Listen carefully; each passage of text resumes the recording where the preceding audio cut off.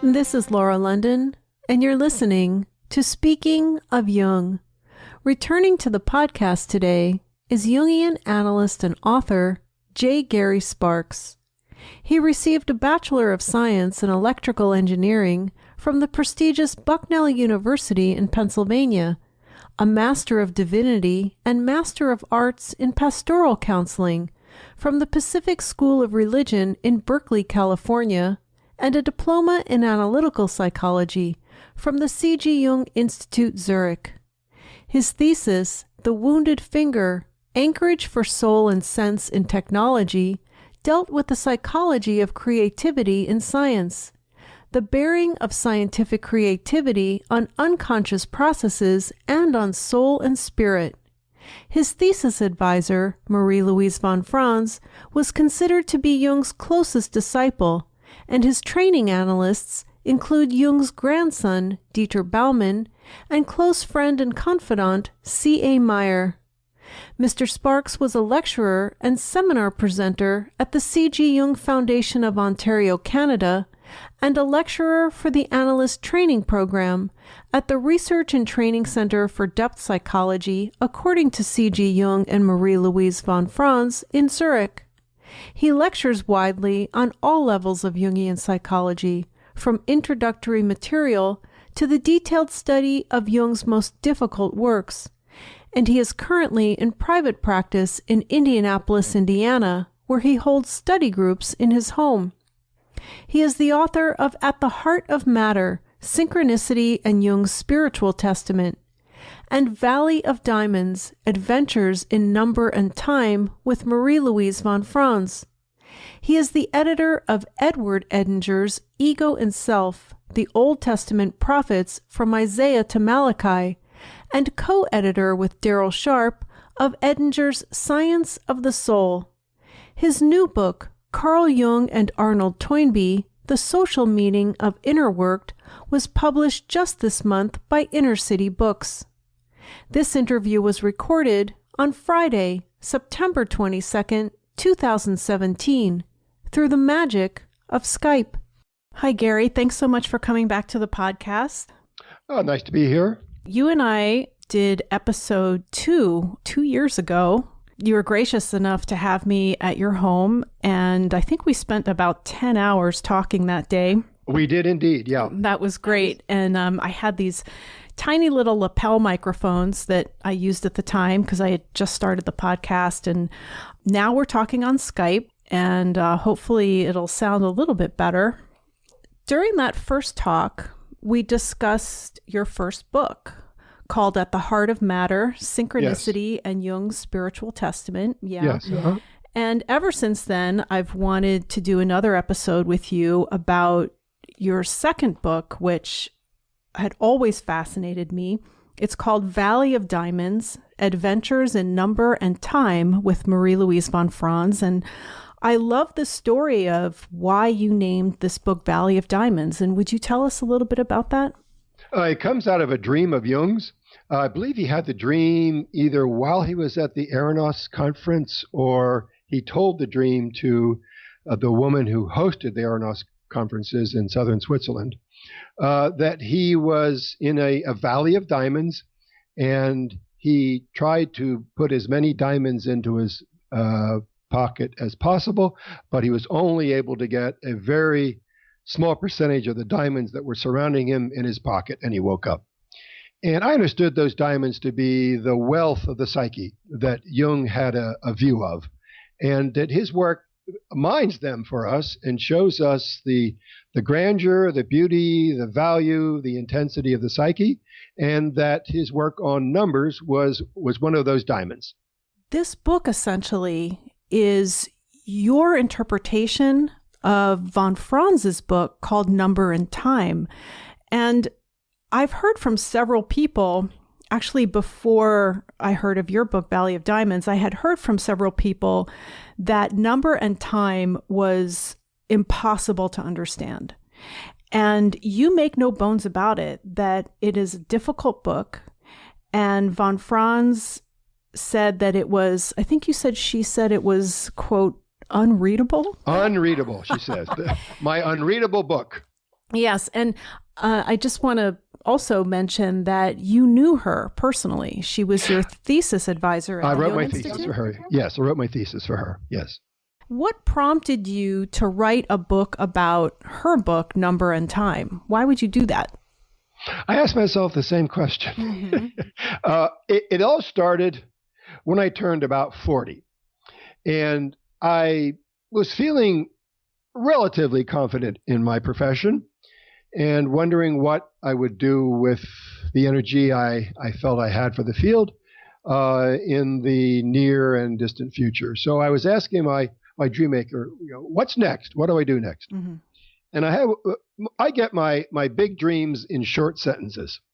And the dream was von Franz wrote a book that was profound. That was it.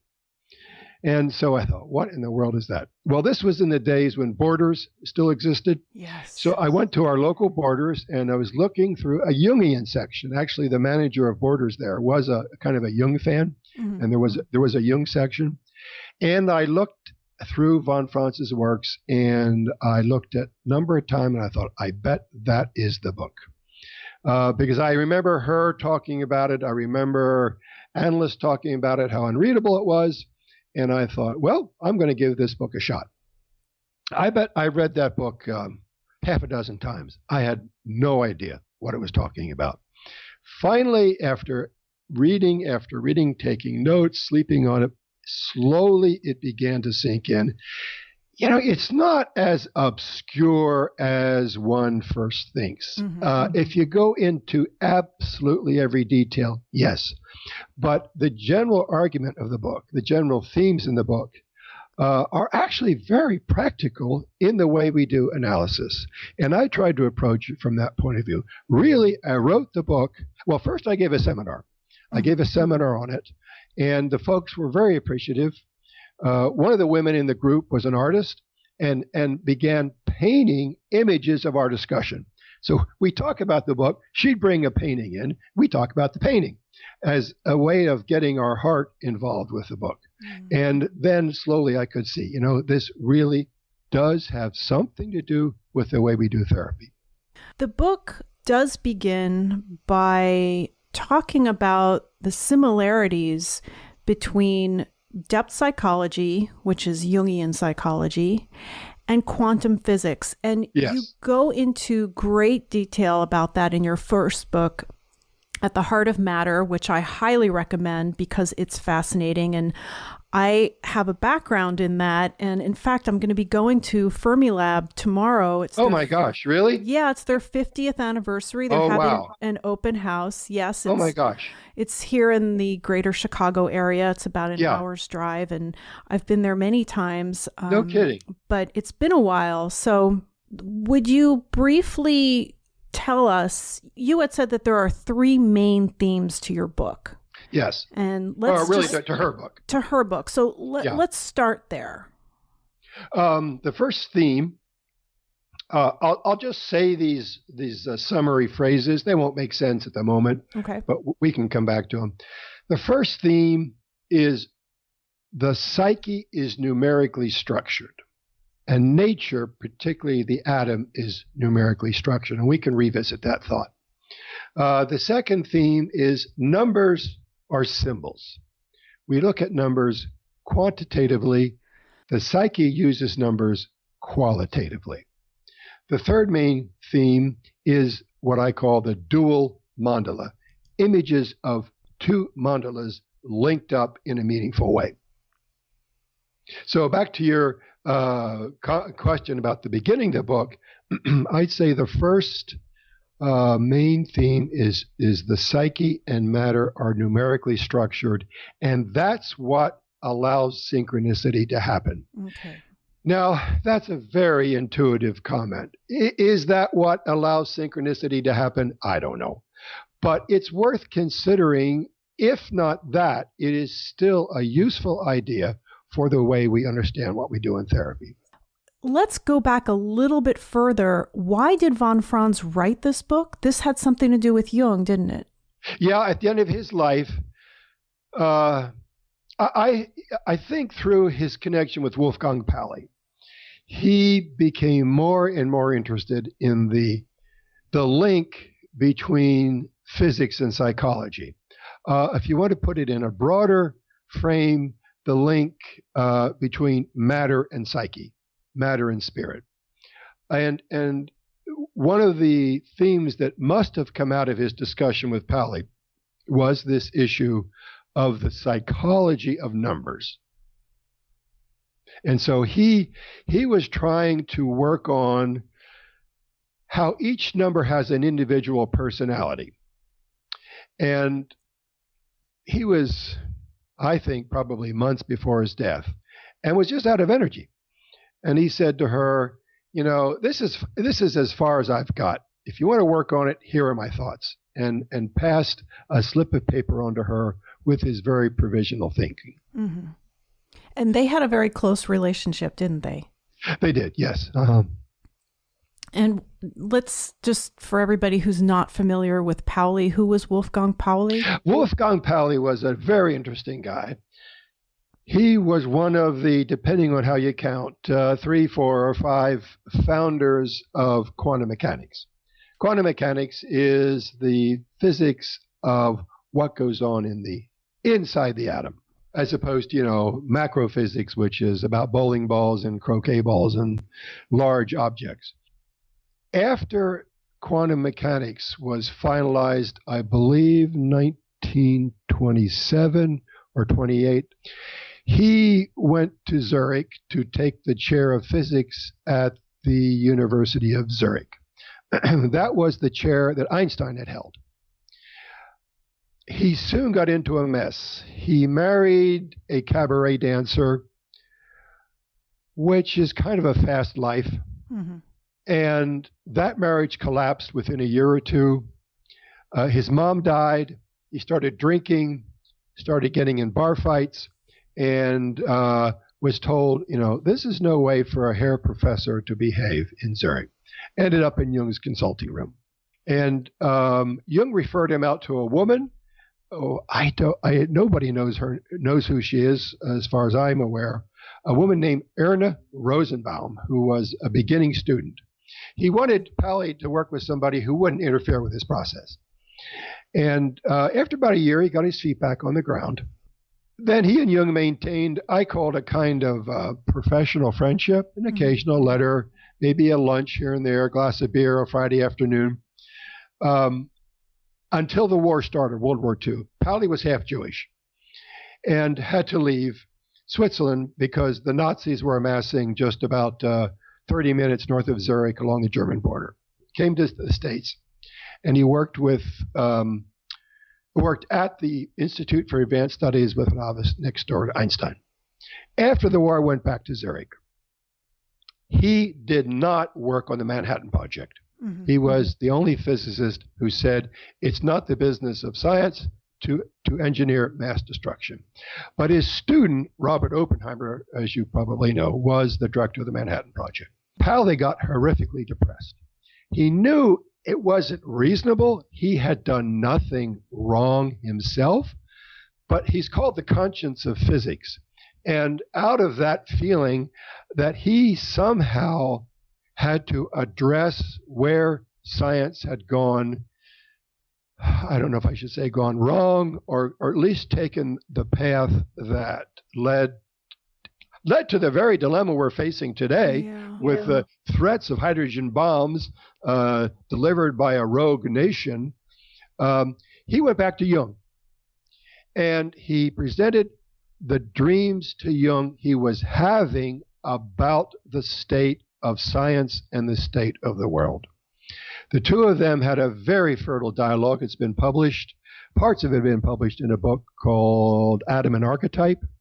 It's a publication of their letters. And out of discussing Pauli's dreams, this is going to sound weird, but one of the things that surfaced in his dreams, that the future of the world really depends on whether psychology and physics can find common ground. Number is one of those places where they felt they could start. Now, admittedly, this is a very broad question. They weren't thinking, okay, what's the practical value of this?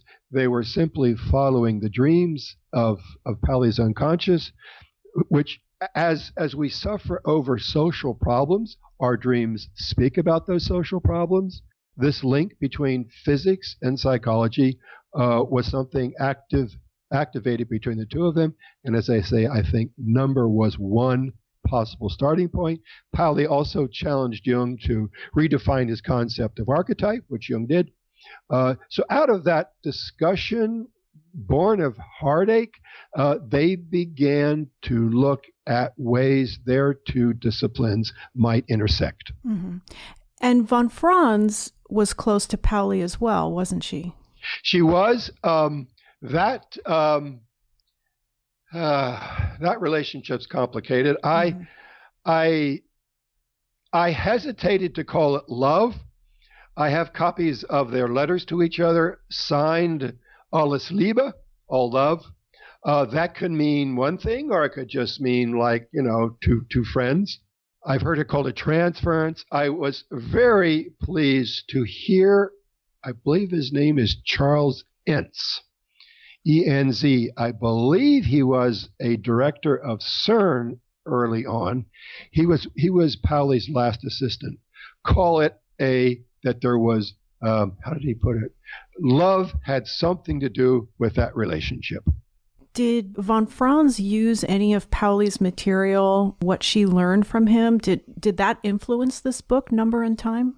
This is my guesswork. Pauli, by that time, was in despair.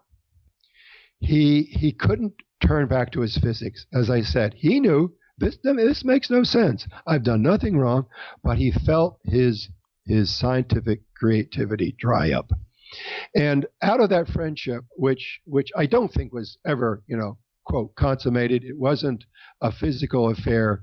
It was long walks, talks, shared ideas. Pauli would present his dreams to von Franz. She would try to interpret them. He slowly began to back away. I believe he was afraid of any real emotional commitment. Mm-hmm. But what it left her with, I think, was a share of heartache herself. And she turned to writing that book to address that heartache. So I don't know if he gave her any real hints, but out of that relationship, I could imagine she turned to that book to express what she felt they could have done together and which she was forced to do alone. I just would like to, for the record, since you knew von Franz, what was her relationship with Jung? I've heard some describe her as his closest disciple, his student, his heir. I think all of the above. She met him. Let me see. There's a wonderful video. I believe it's called Bolligan 1983. It's put out by, or it's available on that website, daimon.ch. If you go to the von Franz section, it's an interview with her. A group of male students who were friends with the nephew of Tony Wolff, I think I've got this right, were invited down to Bolligan for an afternoon. And she was invited along. So it was X number of boys and her. He noticed something about her in that interchange. She then attended his lectures at the ETH. Now, the ETH would be like the Swiss MIT. So he was lecturing there. He walked up to her and reintroduced himself. They began analysis. She was getting her doctorate in classical philology. He then was working on alchemy and swapped analytic hours for her ability to translate the Latin alchemical books. And then, yes, I think he called her that little genius. She was only about 5 feet tall, 5'1", 5'2", something like that. But Well, you just knew there was something inside that woman that was, first of all, brilliant, emotionally available, deeply spiritual. She could tell a dirty joke if she wanted to, and grounded in the earth. And so he saw her, I would say, as a colleague. He didn't see many people as colleagues, but he would have seen her as a colleague. She helped him with the translation of all his alchemical work. He then inspired her to write her interpretation of auroric insurgence. And it was I think, a deep friendship with the creative project between the two of them as the focus. And she never married or had children, did she? She never married, no. Was she at all close to Tony Wolff? I don't know. Tony Wolff, my history is a little fuzzy here. Tony Wolff would have been important to Jung before von Franz was on the scene. Because I had heard, I don't know if it was you who told me, that Tony Wolff was not interested in alchemy. But Jung in his later years is when Jung became very interested in alchemy, and that's where von Franz came in. She helped him with that. Yeah, that's what I understood. There's a lot of oral tradition over there in Zurich. I'm assuming it's true, but what I've understood is that Tony Wolff effectively said to Jung, people already think you're a kook. Mm-hmm. Or, I'm paraphrasing. If you work on this alchemy stuff, they're really going to think you're a kook. Yeah. Because it's so arcane. And I think that really started the division between the two of them. Okay. He knew he had to do it. Yeah. I think they retained a personal friendship. I just watched a interview with Dieter Baumann, who was Jung's grandson, lived with Jung through the war years. He would have been a late teen. And he said Tony Wolff came over for dinner every Sunday night. So a friendship remained. Did the passionate intensity? I doubt it. Did the professional interchange keep its intensity? I doubt it. But I think a professional friendship remained. You mentioned Dieter Baumann, who was Jung's grandson, and he was also one of your training analysts at the Jung Institute. And the reason why I mention these names, and I'd like to talk a little bit about C.A. Meier, who was another one of your training analysts and was very close to Jung, is because you were there with the first generation of Jungian analysts, the people who knew Jung and were trained by him. One of the smartest things I've ever done. And I'd like you to talk a little bit about that, because people today who are training to become analysts don't have that option. Those people are gone, but you got that education with them. And I was wondering if you would tell us a little bit about the difference between the way you were trained, it was in the 70s and the early 80s, right? And yes. The way the training is done today. Well, let's see. Dieter Baumann followed in his grandfather's footsteps. Mm-hmm. He became a psychiatrist and actually trained at the Berkeley with the son of the psychiatrist who trained Jung. Eugen Bleuler trained Jung. Manfred Bleuler trained Dieter. His parents lived in Paris. When the Nazis invaded, they had to get out. They had nowhere to go. Housing in Switzerland is very tight. So he would have been, I'm guessing 15, 16, 17, like that. They moved in with the Jungs on Seestrasse. So he spent a good 5 or 6 years living with his grandfather and loved him, spoke very, very affectionately of him. Mm-hmm. Jung was a strict dad. I got that impression. You didn't mess around with him, but giving, caring, emotionally available to his family. And Dieter then became a psychiatrist. I guess he left the Jung household and then moved out when he went to college, went to undergraduate school. The other guy that meant so much to me was, as you mentioned, C.A. Meier. He was 80 when I worked with him. I was 28. And he treated me with enormous respect and thoughtfulness. Very quiet, didn't say much, spent most of his time cleaning his pipe. But he was listening. He was listening deep down inside. And when he spoke, I listened.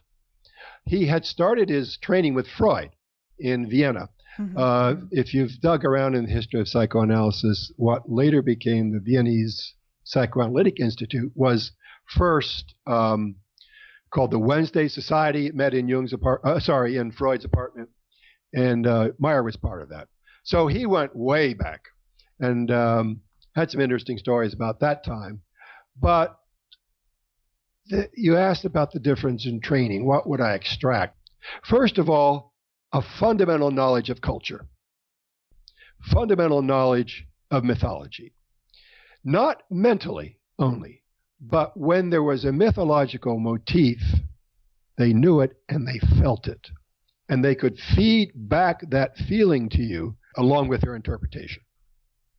I think that's one of the biggest differences. From what I gather, give you an example, I attended a Jungian professional society a couple of years ago, not here in Indiana, somewhere in the U.S. And we had a very fashionable lunch when everyone talked about their European vacation. Then it came time for a case presentation. Not one dream was discussed. Not one. I protested. My protests were ignored. I protested again. I was more or less told, your comments aren't welcome. I left there nauseous. Yeah. I don't feel that training has, or let me put it this way, training has less and less to do with the depth healing that works through images that Jung worked so hard to communicate. It's not rational. It's not irrational, but it is non-rational. And it takes a humility to sacrifice the linear rational intellect to hear that. As far as I'm concerned, that's not happening in training today. The central point of Jung is the healing process is in there. We just have to learn its language. And let me tell you, trained in engineering and then theology, I had a heck of a time learning that stuff. One of the reasons I developed such a immediate feeling to von Franz was in my fairy tale exam with her. I couldn't do that. And she started pounding the table and jumping up and down. Let me tell you, that put the fear of God into me. And later told me what I was saying was stupid. And I realized, I don't really understand this language of the psyche. Mm-hmm. And not only mentally, but on a feeling level, so that when somebody has an image in their unconscious, I can feel it, respond to it, communicate it, if it's appropriate, talk about, how I have wrestled with that same issue, and make that experience alive for them. And if I can do that, then I've touched on their own healing process. And I don't have to go endlessly on about mother's breasts or transference or traumas or victimhood. The psyche begins to have a life of its own. I'm not saying all those other things aren't important, but the central focus for Jung is always the healing process. I just would like to mention one of my favorite pages in your book, Valley of Diamonds, is page 103. You say, dreams are saying something. We do our best with our subjectivity to get their meaning, but the dream means something whether we have understood it or not. And if we consistently miss the intent of the dream, our physiology reacts. And I love that because somebody had written to a couple of us on Twitter saying dreams mean nothing. Right. And I just ignored that, as I tend to do. Twitter's not the place for discussion, for argument, for crosstalk. In my opinion, there's not enough room. There's no context, and things get misunderstood a lot, which is why I like to use it for just short quotes. Right. So there's still that idea out there, and that dreams are just kind of, that there's no meaning. And would you speak a little bit about that? Well, I think it's even worse. The postmodern view is that everything is a narrative. And my narrative is just as valuable as your narrative. But the dream has a point of view. Now, I am not prepared to say I get it, but I'm about trying to get it. Mm-hmm. And I can't rest with the idea that dream interpretation is merely a subjective enterprise. Mm-hmm. That dream is saying something, and I keep at it until I feel I've got it. If you miss it, as I said, and here I think Marion Woodman's work is very important, the body will raise havoc. Another thing, if I could just interrupt you, that I had read in her book early on is she said sometimes it's taken her 20 years to understand a dream symbol. Oh, yeah, for sure.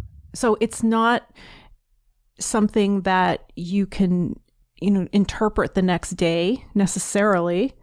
And it's not something that you can get from a dream dictionary either. Yeah, certainly not. No.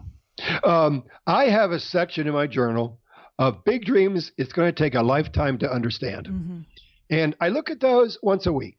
And I've been looking at some of those dreams for 40 years.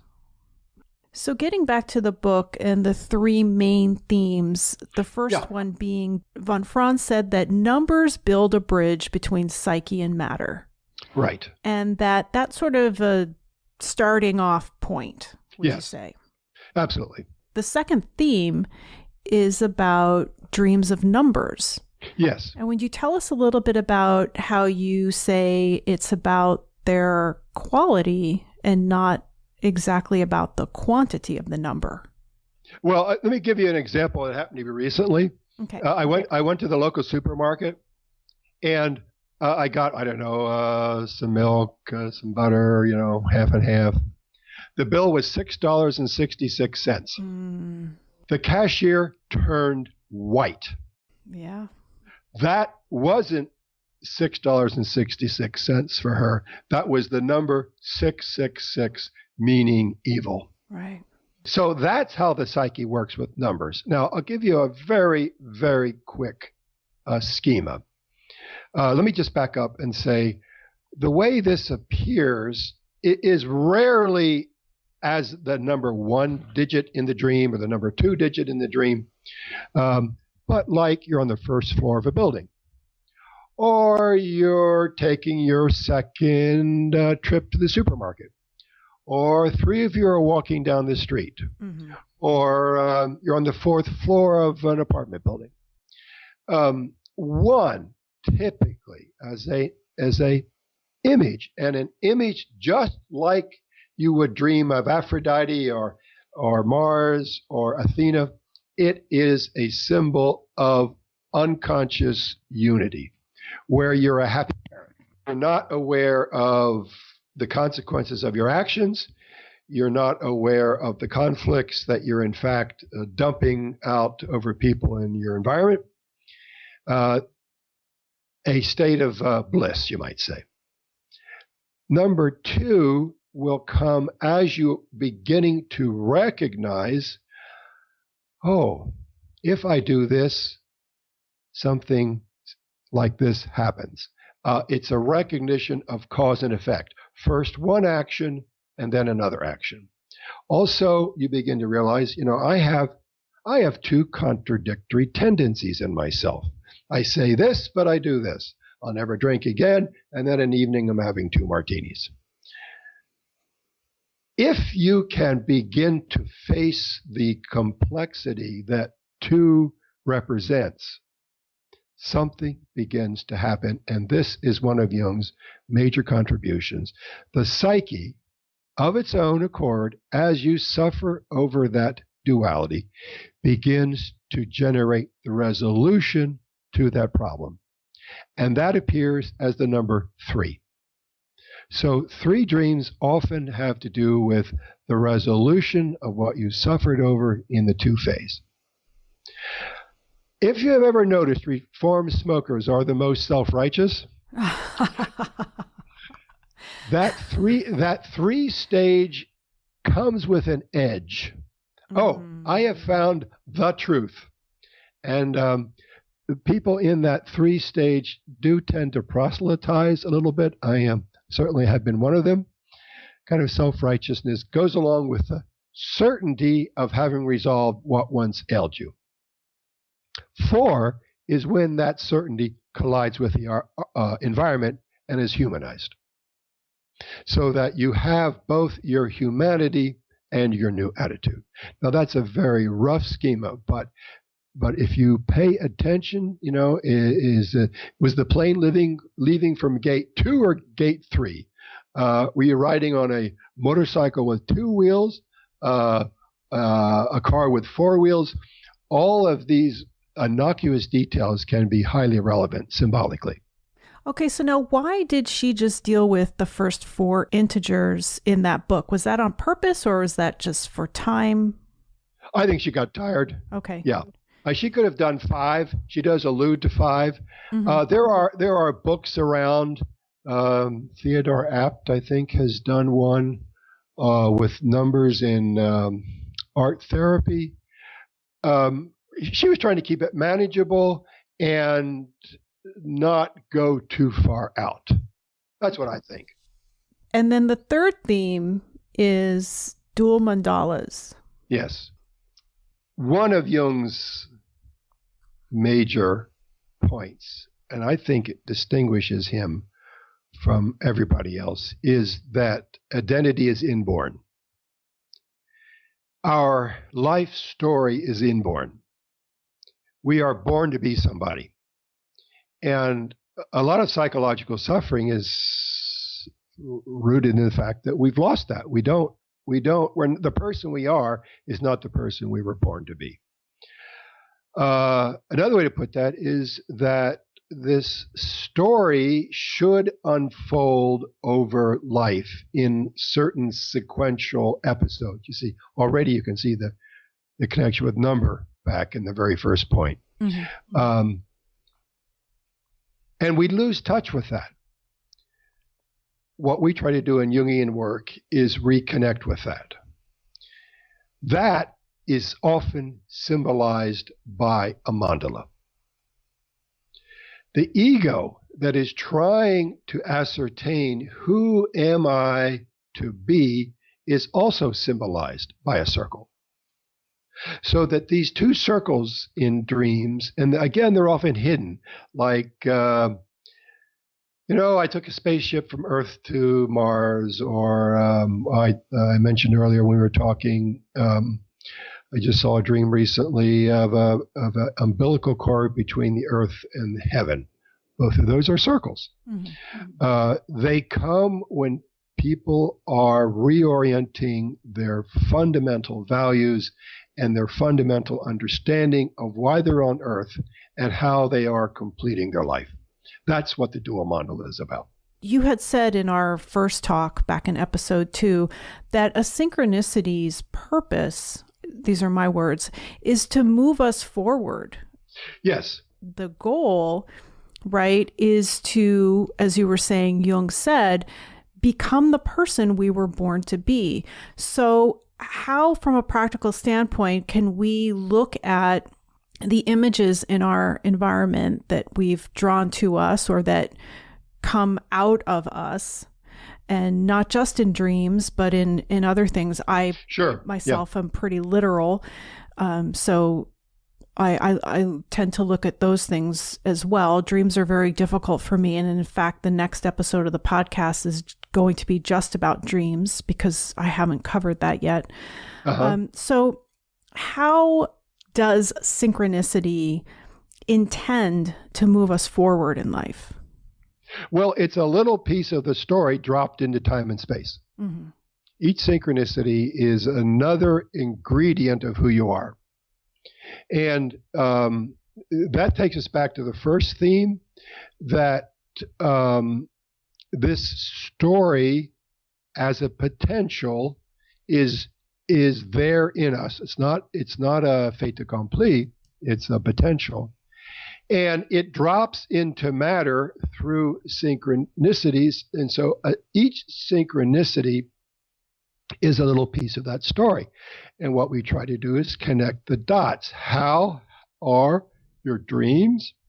How are your synchronistic experiences forming a story you can comprehend in time and space, which is the story you were born with, but since it's in a transcendental dimension, and by transcendental, von Franz means not easily available to consciousness, but by looking at the major images, the major synchronicities, and I think this is partly the job of the analyst, to begin to weave or try to weave the story of your life that you should be living. This is reminding me of another thing that I started doing is I'm calling it the random Jung quote of the day, because I tend to see the same quotes by Jung everywhere. It's the same quotes. Well, he has this huge body of work, most of it, which hasn't even been published yet, I might add. Right. And so I try to find more obscure things that he has said and share them. And one of them was about how he doesn't look at a single dream. He looks at the dreams before it and the dreams after it. So he wouldn't interpret a dream on its own. I think he might, but certainly you get the fuller picture in a series. There's that wonderful quote that Lawrence van der Post, you probably know of him. Yeah. I think he was originally South African. He fled the country because of apartheid. And then he came back to uncover the plight of the Bushmen. He and Jung were friends, and Jung told him that Jung really began to understand the human personality when he realized it is based on a story. And we each have that story. And what we try to do is construct that, and then construct that, like you said, out of a series of dreams, out of a series of synchronicities, not just what does this dream tell me or what does this synchronicity tell me, but how is that dream or synchronicity an evolution of the understanding I've achieved up to now? And where could it be pointing in the future? What's ahead? Can we see hints of what's ahead in this series from past to present and into an imagined future, so that my life really is my own story? Now, synchronicity is a bit of a loaded word. And when I first started this podcast, one of the reasons why I did is because I don't know if you remember, I was upset about what I was, I was so complex about the word and its misuse, right? Yeah. So if you would, and I should have asked you earlier to define what is synchronicity, and I would like to say it was Jung who coined the term, right? As far as I know, it was, yes, 1928. Mm-hmm. And there's a difference between synchronicity and synchronous, which means it's just happening at the same time. Right. So there's a difference. And what is that difference? Meaning. Okay. See if I can give you an off-the-cuff definition. An acausal, meaningful coincidence. An acausal meaning it's not caused. Mm-hmm. The causality cannot explain this. An acausal coincidence. Now, this is a bit narrow, but it'll get us started. Mm-hmm. An acausal coincidence between an inner state of mind and an outer event. Mm-hmm. Not two outer events. I think it could be. Yes, I think it could be. Yes, I do. Okay. Yeah. Or I think Jung reported that when he was working on his fish imagery and ion. Now, I may be off on the time period in his life, but he had one event of a dead fish floating up on his yard, a kingfisher, fish flopping out of water. So I think we would have to say it could be several events in the outer world linked by meaning. Meaning is the key. Meaning for Jung replaces causality. Mm-hmm. This may not be quite right, but it's close enough for an introductory discussion. Rather than talk about cause, he talks about purpose. What's the purpose of this event? Mm-hmm. Doesn't matter why it's there.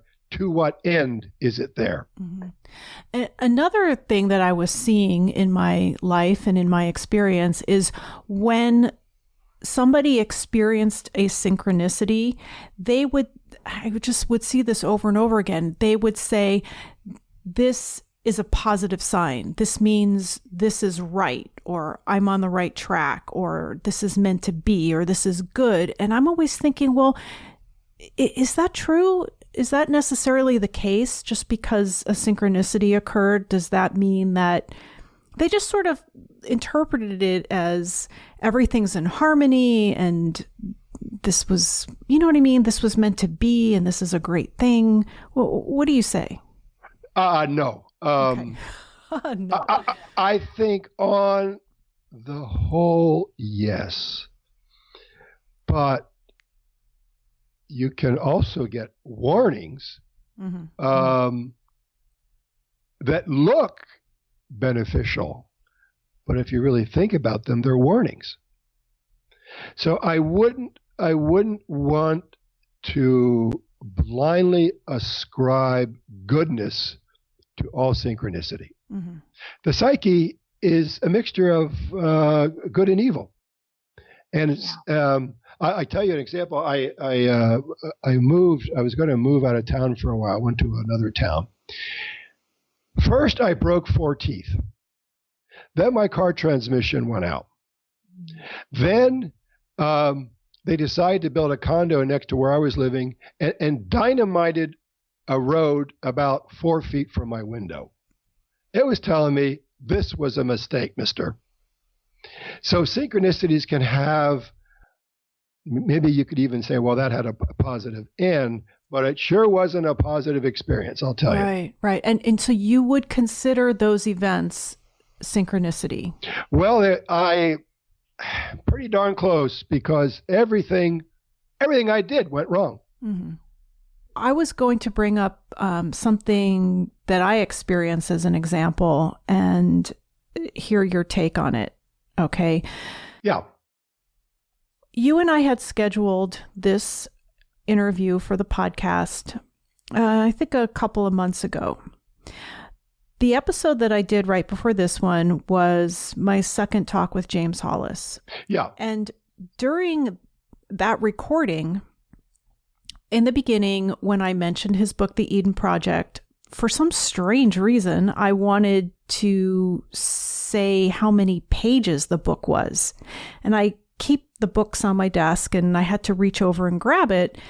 And I mean, I did that during the interview, and you can hear my audio cut out because I'm, reaching across my 6-foot desk. Well, I flipped to the back and it was 144. Yeah. Okay. Later that day, I got a renewal notice on another website that I own, and it was for $144.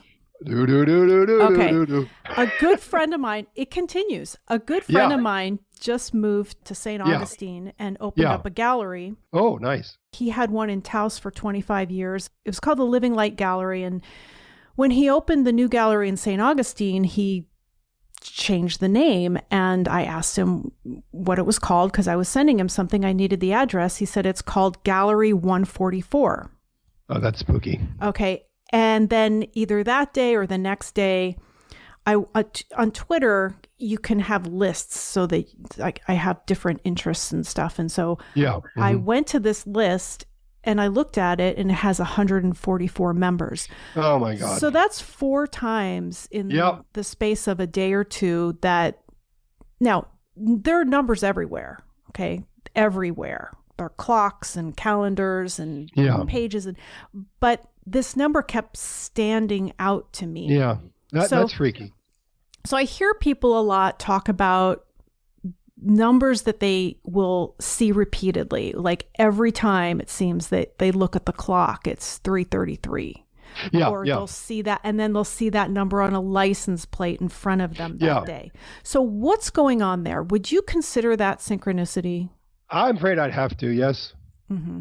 And so to use my example, what do I take from this seeing the number 144 4 times in a day? Or noticing, I should say noticing it, because like I said, there are numbers around us all the time. Yeah. Oh boy. So first Hollis, and then the renewal notice was $144. The renewal notice, and then Gallery 144. He named it that because the address is 144 King Street. Yeah, wow. And then I look at this Twitter list that I have, and it has 144 members. Yeah.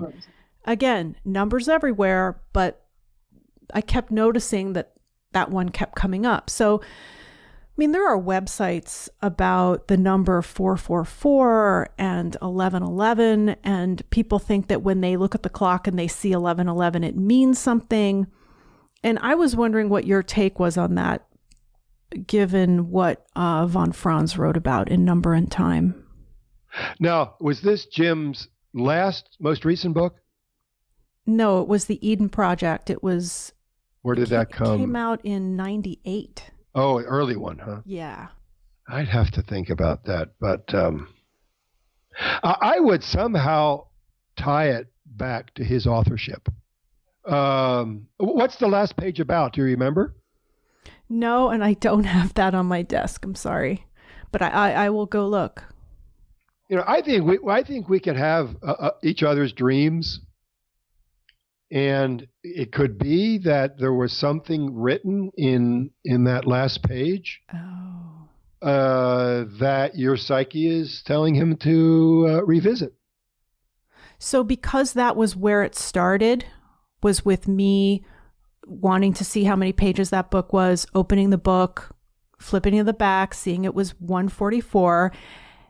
That was the initial seeing of the 144. And then the subsequent ones, the renewal notice, the gallery name, the Twitter list, were all referencing back to the Hollis book? Well, admittedly, it's a fantasy of mine. I'm not sure of this, but that's where I'd go. I mean, it's hard because I like Jim Hollis. I like his writing. So I'm predisposed towards that. But I'll give you another example, somewhat similar. Yeah. I not with numbers, but I had my colleague, Anne McGuire, who's now deceased, sadly, has written phenomenal books on how the body is symbolic. And she never really published them. So I had a dream that she should start publishing. So I wrote her. And I said, Anne, I think it's time you start publishing because here's my dream. And she wrote back, she says, oh my gosh, I just sent these manuscripts off to the publisher. So I think we can pick up each other's psyche. I don't know where else I would go because for me, the emotional connection will be to Jim's books. Okay. When it comes to great creativity, weird things start happening. And you might just email him and say, I thought about this and I looked at page 144. Have you considered continuing on this theme? Or he might think you're a kook. Well, so what? Or he might say, damn it, I was thinking about that too.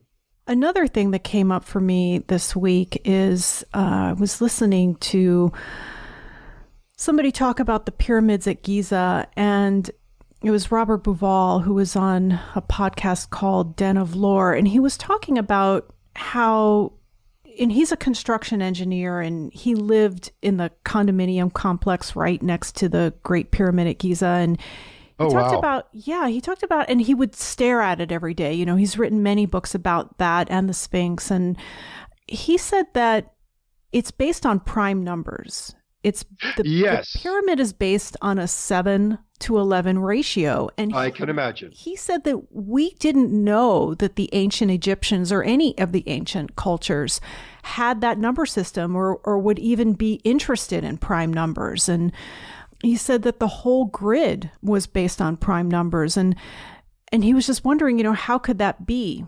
Yeah. And then you mentioned how Galileo said that the universe is built with the language of mathematics.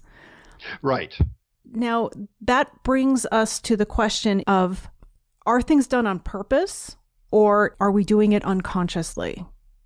Well, from the Jungian perspective, I think, I'd say these number ratios are somehow good for the soul.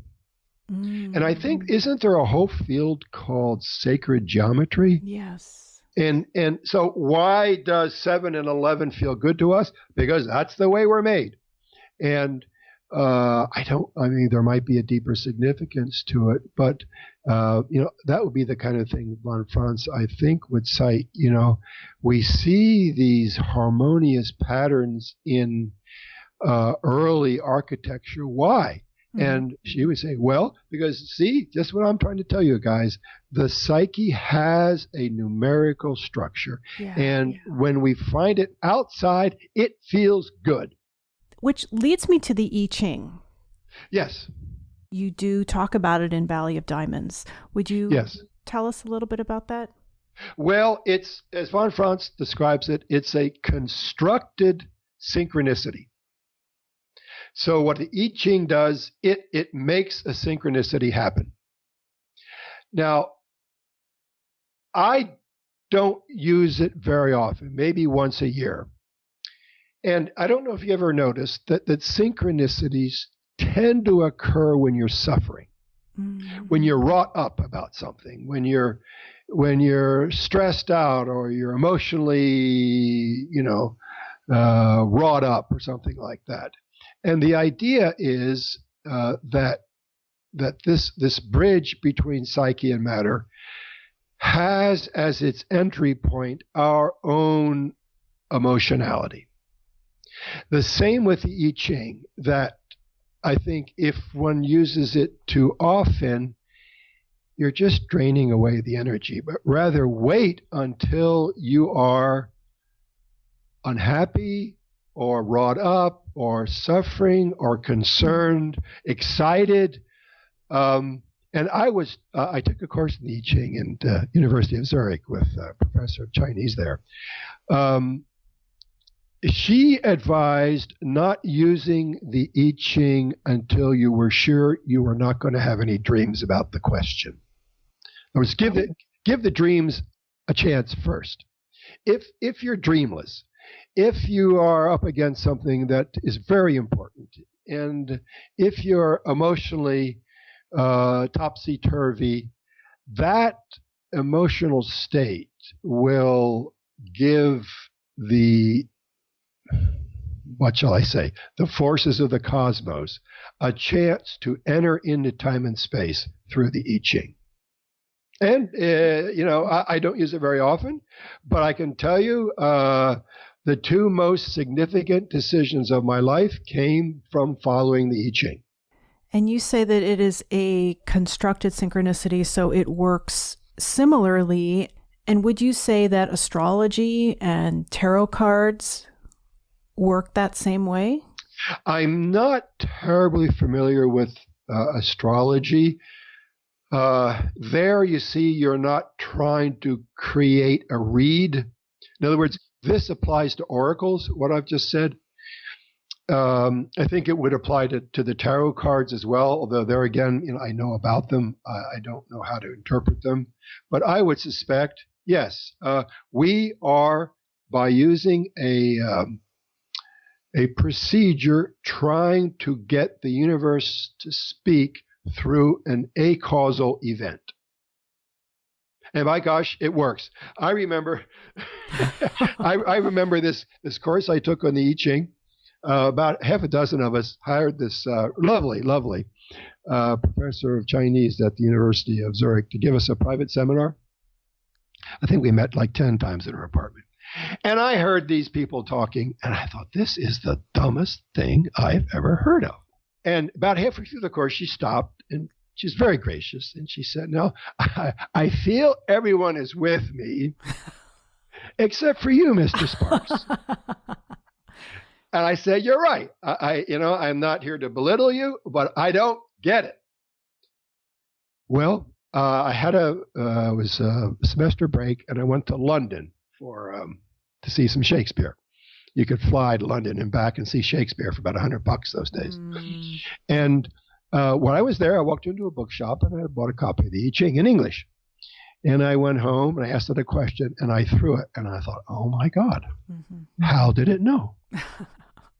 So I went back and I apologized. And I said, I think I'm ready to get what you're talking about. Yeah. Yeah, it really, one of the most profound moments of my life. And we share a friendship with the actor and one of the actors in this. I was in Zurich. I was out of money. Yes. Did I tell you the story? Yes. I love the story. Shall I tell it again? Tell it. Yeah, absolutely. I was out of money and I was ready to go home. And I had a friend who was back in the States and let me stay in her apartment for the summer, so I didn't have to pay any rent. I had just enough money to eat rice and beans. And I thought, I really should quit because this is not working out. And I didn't have money for the train. So I was hitchhiking back to this apartment. I was in Kuznach, outside of Kuznach. I was hitchhiking from the village of Kuznach back to her apartment. I couldn't get a ride. Usually in those days, I missed the most important thing. So I threw the I Ching. And the I Ching gave me hexagram number 1. It's the most positive hexagram in the I Ching. No moving lines. It says, wait, the universe will respond. That was so I thought, well, let's see. Worst that can happen is I have to borrow money to get a plane flight back. And so I was hitchhiking back day after day after day after day. And one day I couldn't get a ride. Up pulls a little Italian, forget what the make of the car was, small little compact car. It was Darryl Sharp.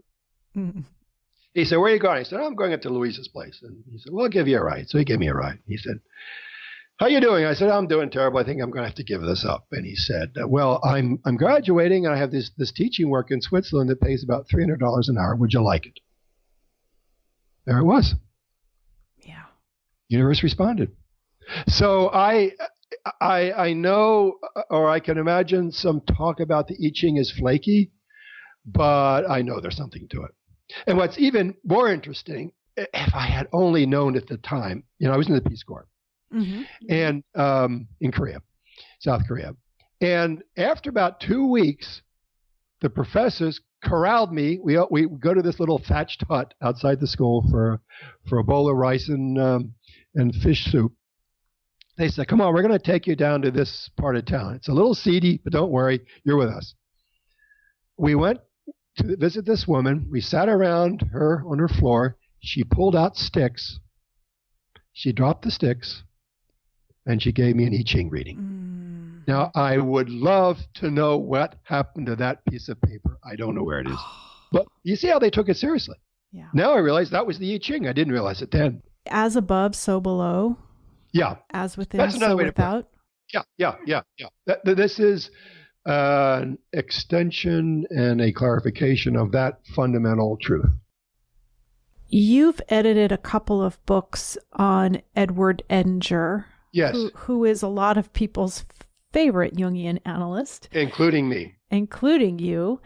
And I had asked you about something that I thought was attributed to him, and we were clarifying that. And you said something about his comment on the survival of our civilization and how it rests on a few shoulders. Well, this comes out of his book, Archetype of the Apocalypse. Mm-hmm. He thinks we're in an apocalyptic time, and that, I don't know if he says this, this is how I'd explain it. The God image is no longer adequate. it has restricted too much of human nature and only acknowledges what's good. And everything that has been excluded is pressing for integration. And that is behind the chaos of our time. So we're being assaulted by the parts of human nature we don't consider sacred because our God image either neglects or calls them sinful. Now, this I think we'd have to say is a statement of faith on his part. If sufficient people can begin articulating that fact, and here's where I think the Jungians can make a contribution because we're working with dreams which shows this. That may induce enough people to reorient their myopia and take the pressure off the collective unconscious so it doesn't have to attack us the way it is. Wow. Is that going to happen? I don't know. But it seems to me a worthy illusion, if it is, that at least we Jungians can do something. What is the nature of our consciousness that is creating this terrific explosion in the unconscious that really, I think now is in danger of breaking out in World War III? Yeah. I think we're that close. You said we are so under attack as Jungians. Are you willing to talk a little bit about that? Well, it's the non-rational. Everybody wants to be good. Everybody wants to be successful. Everybody wants to be rich. But what about value? Why aren't we about creating value as opposed to wealth, success, and prestige? That's a blow to the ego, and that people don't want to hear about. They want to hear Joe Osteen talk about how to become successful with God, not what that myopic understanding of God is creating in the body politic. But Jungians say that, and they don't like it. You know, there's a wonderful play.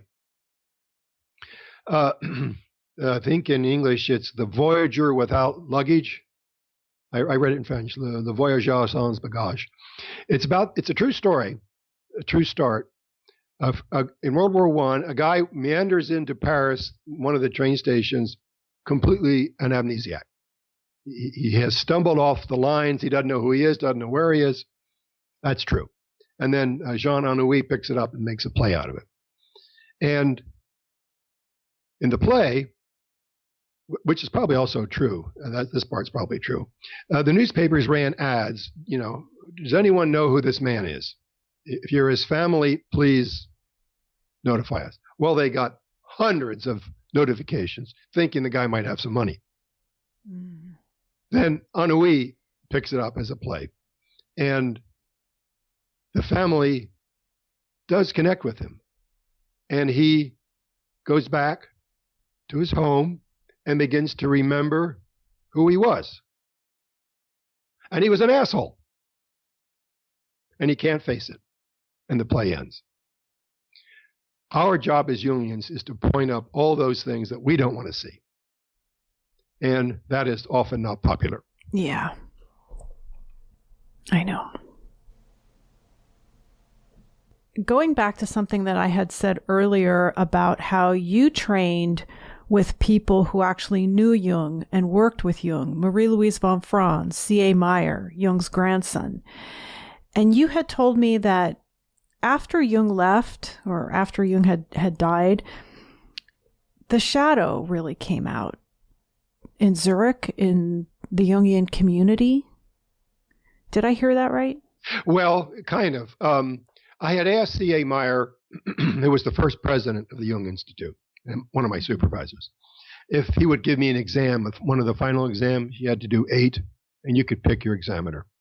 And he said no. I said, why not? He said, I saw in the second generation, the shadow was not being dealt with. And I got out. You know, I'm just going to say a little bit about myself here. When I was in analysis, that seemed to be the main thing that we worked on constantly. And yeah. I don't know if it's because I needed it. Well, clearly I did. But that's where we start. She would not let me get away with anything. And good. But it took me a long time to appreciate it hurts. that. It hurts. Yeah. Let me tell you, it hurts. But now I'm seeing it in other people and need to keep my mouth shut. Yeah. Yeah. Yeah. Nobody wants to have their nose rubbed in their poop. No, and neither do I. You know, but that was her job. So I appreciate it. Yeah. Yeah. I was thinking about that earlier today because I got triggered, you know, something set me off, and I reminded myself of something I told somebody the other day, which was that I like having friends who disagree with me. That's what I said. I said, yeah. I like having people in my life who believe in things that I don't believe in and don't believe in things that I believe in. And I like having people, you know, challenge me and not just agree with everything I say. And then this morning, somebody challenged me, didn't agree with what I said, and I got set off. So that still happens. No matter how much work you've done on yourself, that still happens, but it doesn't last as long, right? It's supposed to happen. What do you mean by that? Well, we need to be broken up and reevaluate our attitudes, and this is the way it happens. You're not going to change if you're comfortable. Yeah. Well, some people say they don't want to change. They're fine the way they are. Good. You probably aren't going to be my friend. Yeah. I'll drive you crazy. I love that. I love it that you just said that. Yeah, I know exactly what you mean. When we are around people who don't know they have a shadow or who don't have much self-awareness, then is it the case that we need to carry the shadow, or we're going to carry the shadow? Boy, I'll be 69 in November. And I'm tired of dealing with people like that. I seek out people with whom I can have a sharing relationship, and I'm just not interested in pouring energy down black holes anymore. I've done that for 40 years. Yeah.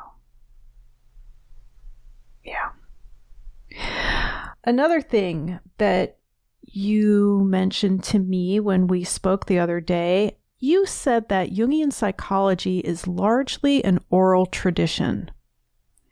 What did you mean by that?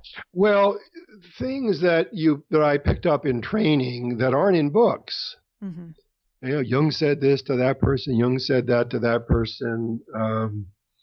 That he never wrote about, but are sort of passed down from Jung to his students to us. And that's one of the reasons I was so glad I could train in Zurich. You really talked to people who knew Jung about what he said, how he acted, what he felt. It certainly doesn't contradict anything in the books, but I do think it expands it. And that gets me to what you and I talked about before we started recording, about quoting the experts is what I said this morning on Twitter that I do. Why should anybody care about what I think, what my opinion is? I'm not a big fan of opinions. I'm not an expert, so I'm quoting the experts and I'm putting it out there. Jungian psychology, at least, was taught on the guild model. We were taught like craftspeople. And in a craft, you sit yourself in front of a master, and you learn, and you become an apprentice, and then you become a journeyman, and then you become a master yourself. And I think it's quite out of fashion, but very important, and you'll find this in the biographies, I think, of every really creative classical composer, every author of note, that they studied the work that came before them to learn what quality is. I see nothing wrong with, and I still do it, quoting Jung, learning just how did that guy see things, and I think you're doing the same. I don't see anything wrong with that. At some point, then one starts to develop one's own angle. I have started in the last 5 years doing that, but I couldn't do it if I hadn't really understood what Jung was driving at. So I don't think repeating excellence is antithetical to developing your own voice. I mean, when I teach ion sometimes, which is just so difficult, and I always start off with a piece I found in a biography of Shostakovich, of all people, who told his students, before you start composing, you sit down and you study Bach until you know everything he's written. Now, Shostakovich is not the least bit like Bach, at least to this person's ears. But to know what quality was in previous generations allows us to reproduce quality in our own generation. I feel very strongly about that. And that, that actually forms one of the arguments in my field. Oh, you're just a dinosaur. You're just repeating what Jung has said. Yeah, but darn right I am, because I'm studying how he understood what the psyche was, and then I'll build on that. Why is Jung relevant today? That's not my question. I'm passing along something that well, it appears he's less so, because it takes a damn much work. Yeah, it does. It's a hard process. I go back to Vanderpost's citing the story Jung told him about story. As far as I'm aware, Jung is the only psychologist that sees really what individuality is. It is a psychological fact. It is a transcendental reality. It is a pre-existing story. And it's when we don't know what our story is that we become the fodder of tyrants. So that the way to democracy, to a civil society, is through people who know why they're here and are not seduced by dishonest, lying, authoritarian, greedy, money-grubbing politicians. And that seems to be happening more and more. Why can people not see who is running our country? Because they don't know who they are. Our work is helping people know who they are so they're not seducible. I think I've got it up on my website. Let me see that quote. I can read you the quote. It is so beautiful. It's from A Testament to the Bushman, written with Jane Taylor, Penguin Books, 1984. Jung told me how his work as a healer did not take...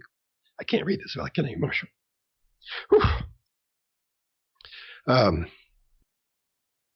Give me a second, collect myself. Jung told me how his work as a healer did not take wing. The metaphor is mine. Until he realized that the key to the human personality was its story. Every human being at core, he held, had a unique story, and no man could discover his greatest meaning unless he lived and, as it were, grew his own story. Should he lose his story or fail to live it, he lost his meaning, became disoriented, the collective fodder of tyrants and despots, and ended up, as so many did, alienated and out of their minds, as had the patients in the Berkeley asylum to whom he owed this insight. The collective fodder of tyrants and despots. That's the devil today. Yeah. Well, thank you for sharing that with us. I love that quote. Yeah. My last question is about groups, about studying Jung in groups. Yeah. I'm a big proponent of Jungian analysis. I think that the relationship with the analyst is very important, but some people are just not able to do it. I mean, I know that There are people not willing to do it. It's a huge commitment of not only time, but of money. Yeah. And I said, it's better to read the books and go to the lectures if you can than do nothing. But they can't take the place of personal analysis. And so would you tell us what your stance is on reading groups, book clubs? Well, I'm running 2 of them right now. Okay. I find the people are all in analysis too, mm-hmm. or have been, one or the other. Right. And it's a great support to read Jung and see how we reached conclusions in our work from what he has written. But I don't think you have to be an analysis to do that. I love teaching Jung 101. Mm-hmm. I just love it. Mm-hmm. And I think it can really help people. The question, so I see nothing negative about studying Jungian groups at all. Okay. Now, as far as group therapy goes, I did group therapy for 3 years in California. I got nothing out of it. Mm-hmm. I can't say I got nothing out of it. It doesn't deal with the self. It can't deal with the self. That's its weakness, I think. Did I learn about some of my bullshit? Yeah. There, I think it's probably of value, although now I have absolutely no interest in it. What interests me is the individual journey. And as far as money goes, I don't buy that as an excuse. I don't know anyone who would turn somebody away for money. I've turned people away who will tell you it was about money. Mm-hmm. But I see very clearly they just want to come in here and mess with my mind. Folks who are serious, I've worked with students, I've worked with older people who are seriously working. I negotiate my fee, and they say we go every other week, and it's bearable for both of us. Right. So usually this money and time thing is a big excuse. Now, I don't know if other therapists are the same. All the ones I know, if somebody came in hurting, seriously wanting to work, they would talk until an agreement was reached. Mm-hmm. And then there are places like the Jung Center here in Chicago, the one north of Chicago in Evanston, has a clinic with a sliding scale fee structure. For me, I got something out of individual work I would never have gotten. And I worked with a Jungian in Zürich who I think was the dumbest therapist in the world when I first got there. He had no clue. And I finally got with somebody who did have a clue, and the difference saved my life. Mm. It's, can you see who that person is? Can the therapist see who that person is, who the analysand is, mm-hmm. and help them become the person that they are? I don't think you can get that in group therapy. I don't think you get that in bad Jungian therapy. You do get it in competent Jungian work. I did want to mention your new book that was just released yesterday. I guess yesterday, yeah. I got an email. It's on the way. September 21st, 2017. Uh-huh. For those of you who are listening at a later time, was published by Inner City Books. It's called Carl Jung and Arnold Toynbee, The Social Meaning of Inner Work. If you would just briefly tell us a little bit about it, and then we'll have you back to discuss it. I'd love to, yes. Love to come back as well. Toynbee was a historian born, I think, about 10 years after Jung. So about the same age, a little younger. Mm-hmm. To make a long story short, he put, getting back to what Edinger said, the health of a civilization on the creative personality. And what the creative personality does is they find the inner problem that they're suffering under, and they link it up with its analog in the society, in the outer world. And in addressing their inner issues, they're also addressing their outer issues. Yeah. So he puts psychology at the foundation of a healthy society. Mm. Of course, Jung says the same thing.